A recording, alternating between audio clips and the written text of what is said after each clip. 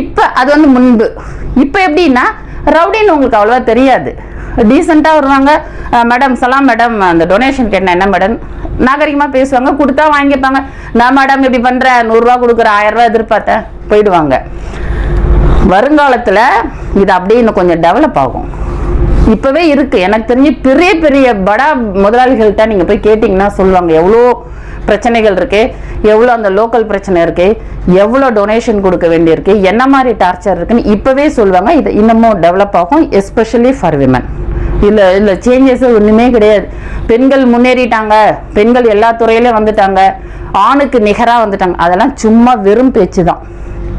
என்னை பொறுத்த வரைக்கும் பெண் தானா நினைச்சு முன்னேறினாதான் உண்டு. நீங்க வந்து அவள் முன்னேற்றணும்னு அவசியம் கிடையாது. நான் வந்து இந்த பெண்ணை முன்னேற்றிட்டேன், ஒரு தொழில் வாய்ப்பு கொடுத்த, என்னால தான் முன்னேறினா நீங்க சொல்லவே முடியாது. எப்பயுமே பெண்